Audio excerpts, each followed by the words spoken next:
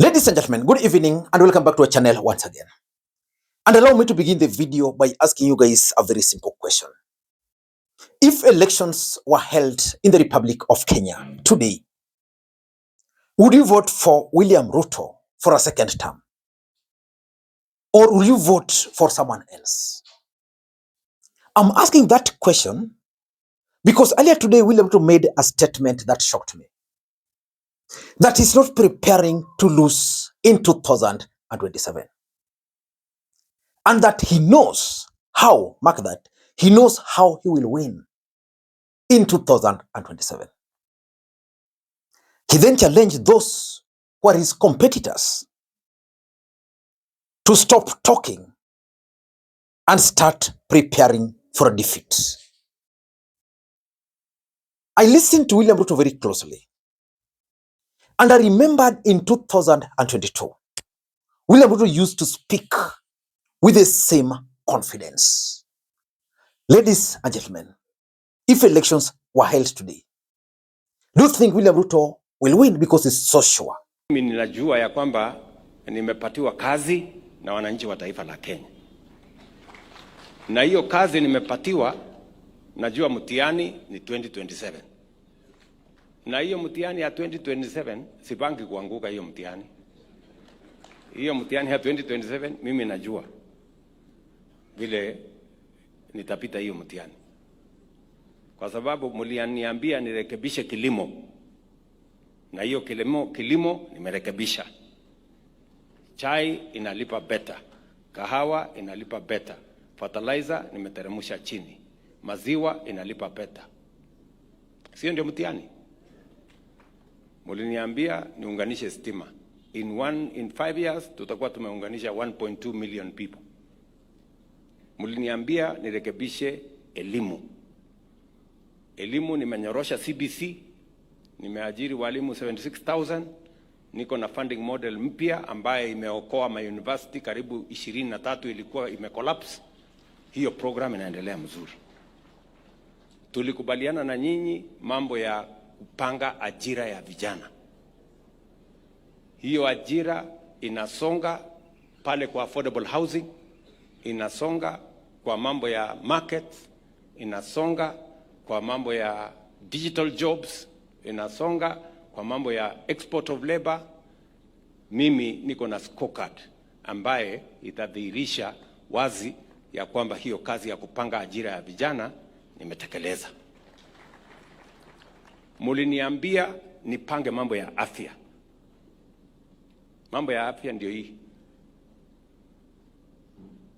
Hakuja kuwa na watu milioni 21 wamesajiliwa katika mpango ya afya. Kufikia sasa jana watu 21 million walikuwa wamejisajili kwa program ya SHA.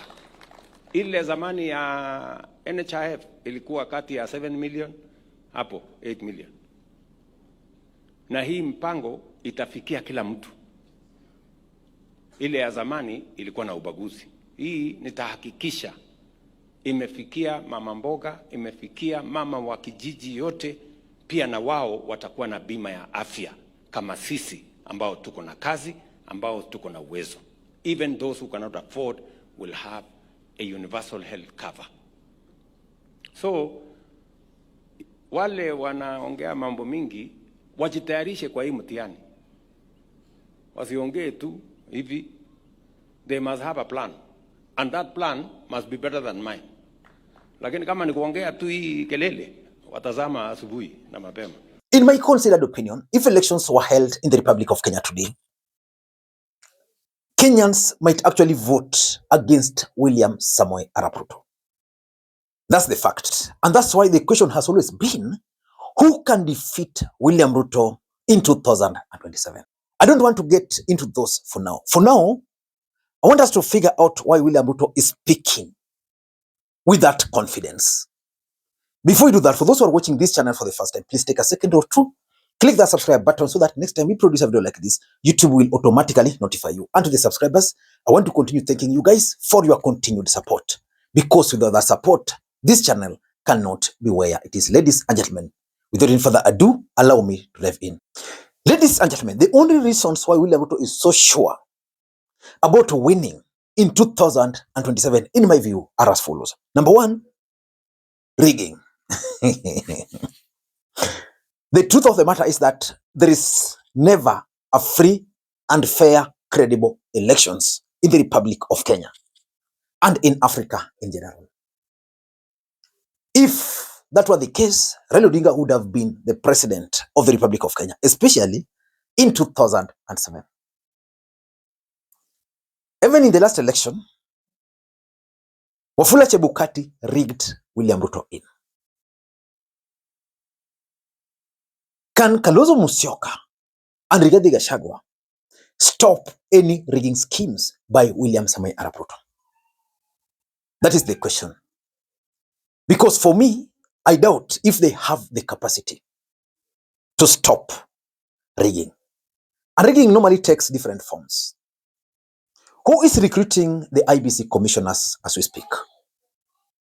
Because the other day I heard Kalonzo and the rest threatening that they'll boycott elections if they're not involved in the selection of the IBC commissioners. Who are selecting those commissioners? What about the procurement of elections material? Who is in charge? I remember in 2022, when Wafula Chebukati decided to go and print Form 34A, and then he printed another copy, which was used to rig. Up to now, Kenyans have not been told who footed for those extra books, but they were printed. They were used in the last election. Rigging can also take place in the form of voter registration. The way IDs are being dished out as we speak, there are a lot of complaints that youths are not being given IDs the way they should. And importantly, vote protection. In the last election, Raila Odinga's votes in the mountain were compromised. Why? Because his agents were not there. So that if Raila Odinga got, let's say, 250 in a place, they'll just say 150. 100 will be added the other side. If you use that strategy in the many number of polling stations we have, definitely you lose. So unless William Ruto is so sure with rigging, he cannot be speaking the way he's speaking. The question is the opposition ready to stop William Ruto and the government from those schemes? I doubt. I doubt. As long as Raila is not with them, I doubt. Number two, from the way William Ruto is speaking, I'm 100% sure that he has already infiltrated the opposition. Earlier today, was it today or yesterday, I had Eugene Wamalwa talking of William Ruto sponsoring agency candidate. The person he was referring to was none other than Maraga. Already, it means their camp has been infiltrated. So there's going to be mistrust. And any moment a camp is infiltrated, it's simple. William Ruto will be getting each and every of their plans. Let me take you to 2022. In 2022, Raila Odinga and William Ruto had a team. That team was heavily infiltrated. Monica Joma, who was Uhuru Kenyatta's ally, was working for William Ruto. So these guys would sit in a meeting because Monica Joma was part of the meeting. Whatever was discussed, William Ruto was getting word by word. And that's why he was always ahead. Now he's the president. He has the intelligence. He has all the state machineries. What do you think will stop William Ruto from infiltrating the other camp? Nothing. He will easily do that. Before I give you my third reason, allow me to take this opportunity to give a huge shout out to our today's sponsor, Carotex Computers. If you are looking for a reliable and quality computers and accessories, then Carotex Computers is the place to go. They offer both brand new and refurbished laptops, desktops, tablets, and a variety of computer accessories.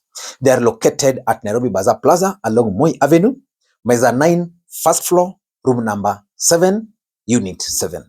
They deliver nationwide, which means you can conveniently place your order via their website, which is pinned in the comment below. Ladies and gentlemen, for William Ruto to talk the way he's talking, he's so sure that he's going to sponsor a serious candidate to oppose his candidature.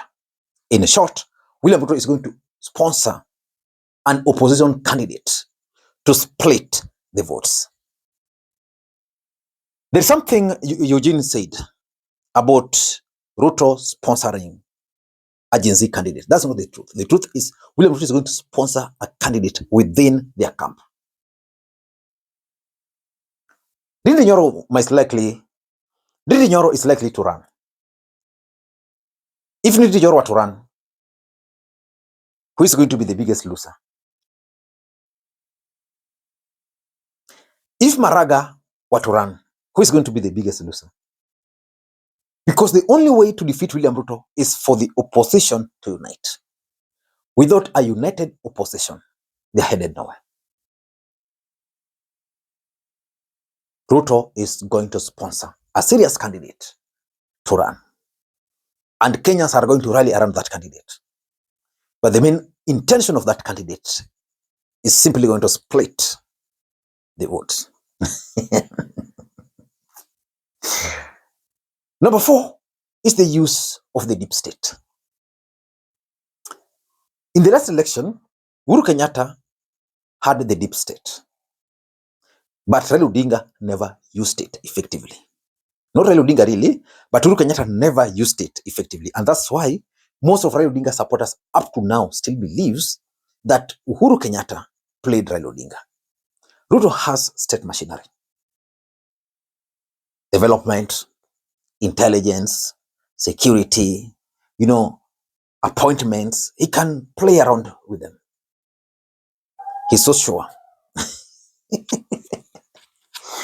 And lastly, who are William Ruto's opponents?